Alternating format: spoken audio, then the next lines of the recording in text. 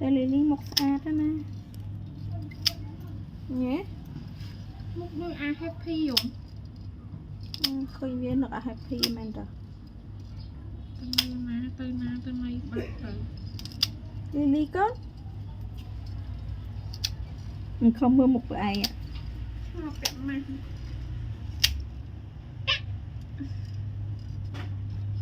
mí đẹp mà mở đập này chứ này tụi bạn mơ lì lì được queen đi nha cái là chua ta quên đó nè queen lì lì á quên không bằng đây rồi có queenอาจจะเฉียบ quên anh chị ban cơ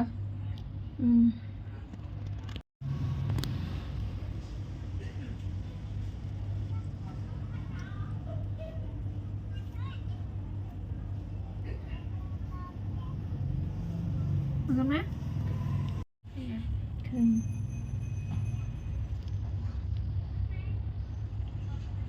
Lily với châu chất ấy thơ mà châu chất ấy xâm án đây thơ một lần sớm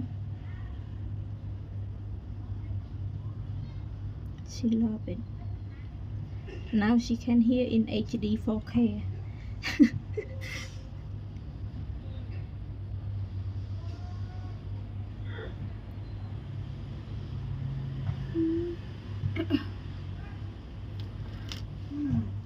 thật mấy em ấy chật tao về nè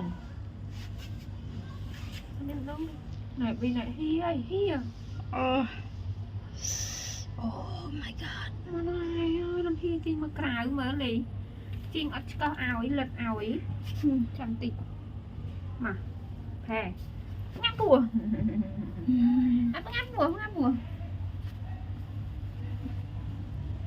không mấy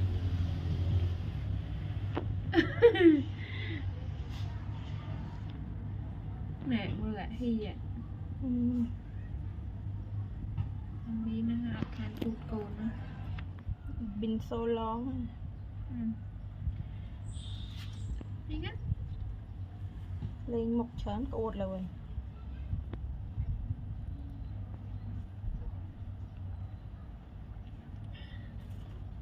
ui cao ui so má nữa chú đôi chi cao đó nè chết ác không mưa con mới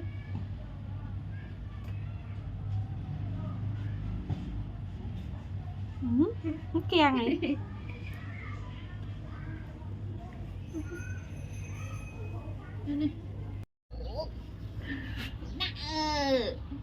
con phúc mà tại em còn mới thêm cho món này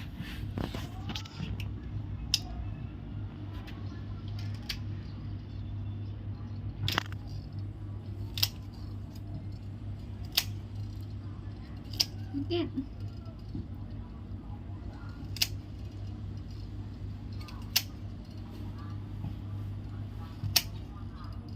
What I call him? Hey. Đây nhỉ?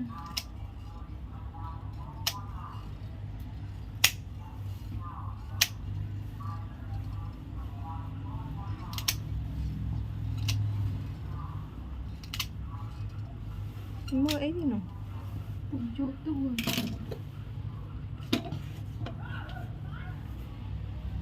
mình một cái khăn Việt từ đằng cái báu trong đó đó cái vậy ủa mình đói cái gì nè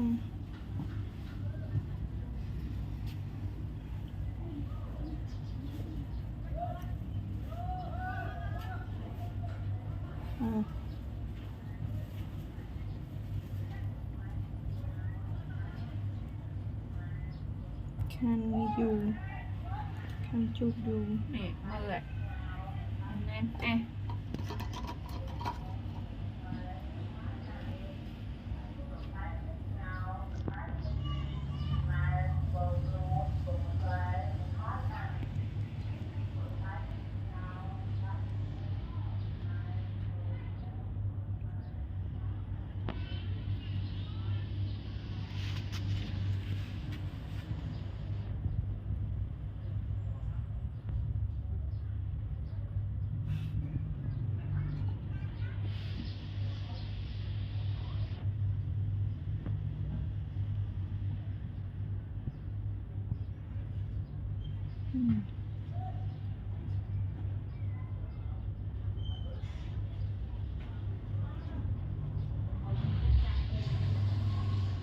Kan mah dikit dikit.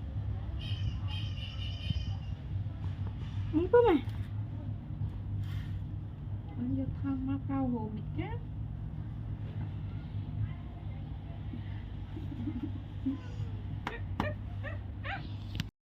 Oh, look at that. That from Lily and Puma.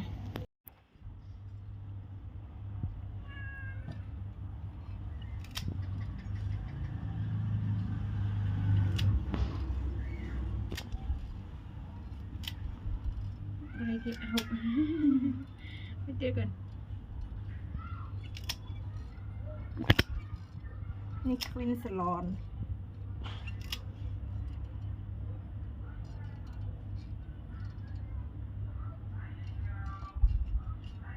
Chinh salon តែបើក៏ក្រិចពេកអត់ salon ជាមួយទេ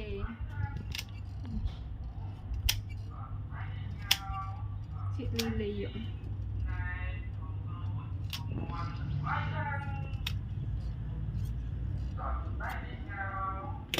សោះពីអង្គុន Cục đấy con.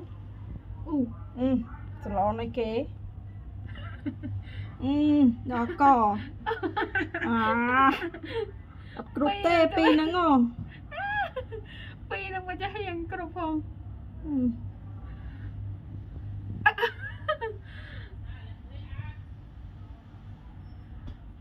វិណា salon ឲ្យកូន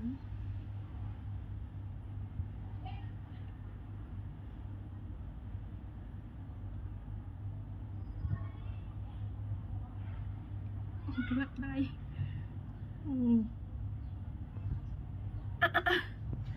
Thành bạc cái sọt con ơi.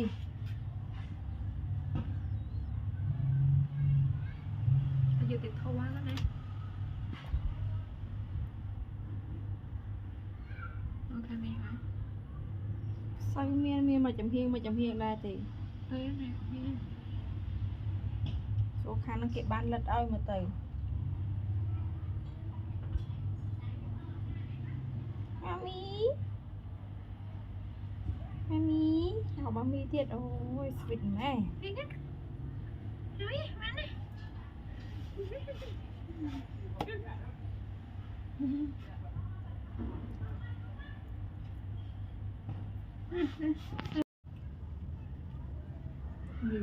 Ly Lily con, hai Ly apa mah?